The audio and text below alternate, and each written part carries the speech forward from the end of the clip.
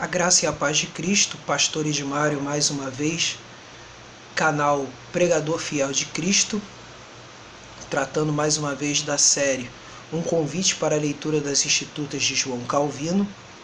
E mais uma vez estou aqui trabalhando então o capítulo referente à lei moral, que é o capítulo 8, uma exposição dos 10 mandamentos. Então continuo agora essa exposição com o mandamento referente ao segundo, ou seja, o segundo mandamento dos 10 mandamentos. Só lembrando que a metodologia de Calvino é a metodologia da ideia das duas tábuas, ou seja, a primeira tábua que se refere às obrigações do homem para com Deus, e a segunda tábua, a obrigação dos homens para com o próximo, ou seja, a mutualidade. E no caso, continuando assim, essa exposição da primeira tábua, vamos para o segundo mandamento. E aqui eu utilizo mais uma vez essa versão, que é o resumo dela, né, de J.P. Willis. Aí eu vou ler literalmente aqui, já que é pequena essa parte. Não farás para ti imagem de escultura, nem semelhança alguma do que há em cima nos céus, nem embaixo na terra, nem nas águas debaixo da terra. Não as adorarás, nem lhes darás culto. Aqui a ideia, justamente, nesse capítulo, é a ideia de que? É a ideia de que o mandamento ele tem por objetivo proibir qualquer profanação da adoração a Deus, principalmente seja por ritos supersticiosos e seja pela própria adoração a coisas materiais, e principalmente a ideia de se fazer Deus como se fosse semelhante a qualquer criatura feita por ele. A principal ideia está justamente nisso, em representar Deus em qualquer tipo de figura material, ou seja, uma figura da criação. Tanto que o mandamento ele frisa bastante isso em falar que não faça imagem de escultura do que há em cima nos céus, nem embaixo da terra, nem nas águas debaixo da terra. Não as adorarás, nem lhes darás culto. Então quer dizer, aqui a ênfase está justamente no quê? Numa adoração genuinamente verdadeira e espiritual. E aqui nesse sentido, né, essa lei também proíbe o quê? Toda superstição, ao proibir a forma mais grosseira da superstição, que é a idolatria aberta, né? E aí coloca-se aqui que ela proíbe-nos de representar o Deus incompreensível por quaisquer formas materiais e nos proíbe de prestar culto religioso a imagens de qualquer tipo.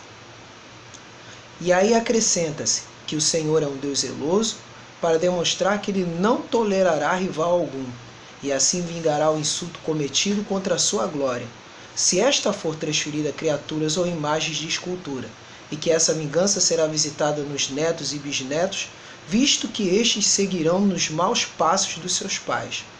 O legislador também promete aos descendentes daqueles que o amam e lhe obedecem misericórdia que se estenderá por muitas gerações. Aqui, eu quero parar aqui essa leitura que fiz literal bem rápida, é que o seguinte, aqui Calvino ele vai frisar uma coisa muito importante, de que quando Deus vai falar ao povo de Israel acerca do castigo sobre as gerações, isso não invalida a ideia de que cada um levará o seu próprio pecado, como está registrado no livro do profeta Ezequiel. Então isso quer dizer o seguinte, quando a gente pensa nessa ideia de gerações e posteridade, é porque na época Israel, dentro de uma mesma casa se conviviam pais, avós, bisavós. Ou seja, um homem estabelecia uma casa e seus descendentes viviam próximos uns aos outros.